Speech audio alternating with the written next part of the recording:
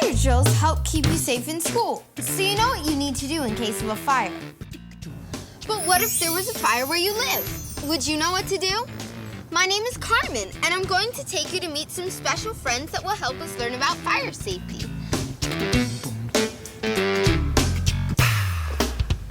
Hi, Carmen. How are you? Hey, Fireman Dan. Dowser. Well, we're glad you stopped by, Carmen. Are you ready to learn about fire safety? Uh-huh. Well, I think Dowser is, too. So are you ready to learn some super smart fire safety rules for kids? Okay.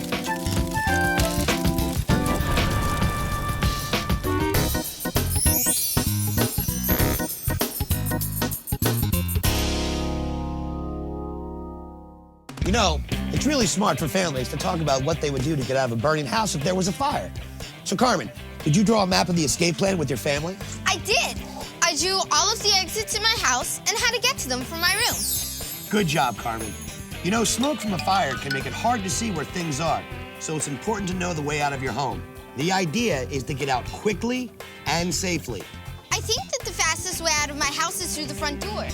That's a great plan, Carmen. Now, let's talk about the safety steps you should take in case there's a fire in your home.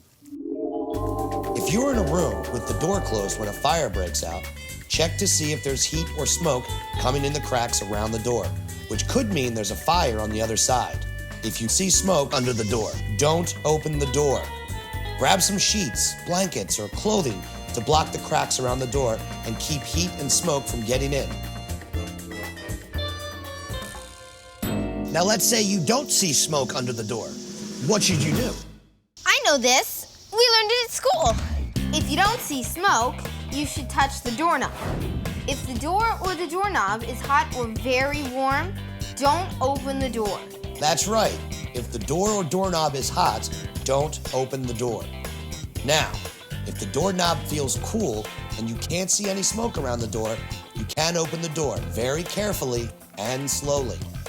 When you open the door, if you feel a burst of heat or smoke pours into the room, quickly shut the door and make sure it's really closed.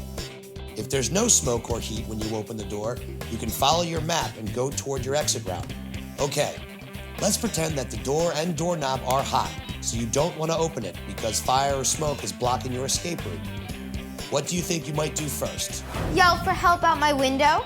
Smart move. If you can't get out fast, yell for help from an open window or call 911 if you have a phone with you.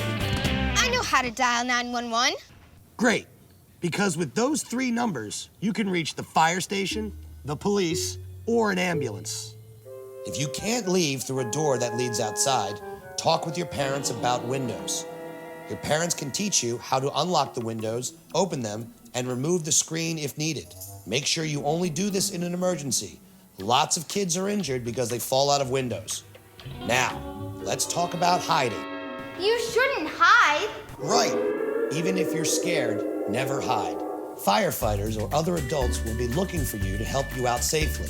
The sooner they find you, the sooner you can get out. Now let's pretend we're doing a home fire drill to practice your escape. Okay. Let's say that the doorknob and the door are cool, but you see a little smoke. What do you do? I open the door very slowly to check for fire. Right. And if you see any smoke in the house, you can grab a piece of clothing or a towel and place it over your mouth so you don't breathe in any smoke. This works even better if you wet the cloth first. Got it. Now it's really important to stay low to the ground as you make your way out. Well, do you know why you should stay low? No. Well, think about it. When smoke comes out of a chimney, which way does it go? Up. Right. Smoke rises, so by staying low means you can crawl under it. You know, smoke can be more dangerous than the flames because smoke is dirty air, and we need clean air to breathe. So stay low and you'll breathe less smoke. Once you're outside, you should have a special meeting place where family members can get together. I know the perfect place. My favorite tree.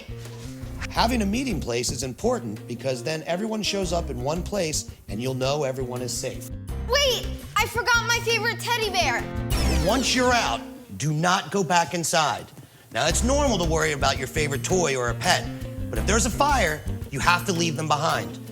Now, you can tell fire rescue workers about any pets left behind and they might be able to help, but the most important thing is that you get out safely. Now, it's great to talk about emergency plans, but it's even better to practice them, like fire drills at your school. Having a fire drill at home gives everyone a chance to see how they would react in a real emergency.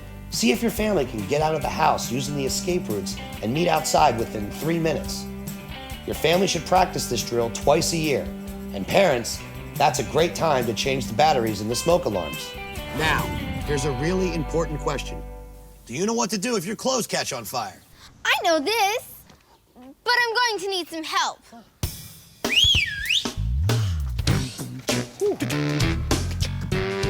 If your clothes catch on fire, this is what you do. There are 3 easy steps to listen to. They go like this, and they aren't hard to say. Just follow along, and we'll show you the way. Stop, drop, roll. Stop, drop, roll. Stop, drop, roll. Stop, drop, roll.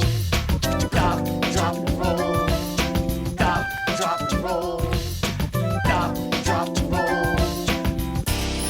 You know, every year, kids of all ages start over 35,000 fires that hurt people, animals, and property. Now, they don't mean to hurt anybody, but fire is dangerous and can get out of control quickly. So don't play with matches, lighters, or other fire, like fireplaces, stoves, or candles. And you can prevent fire in the first place. And that's the super smartest safety rule of all.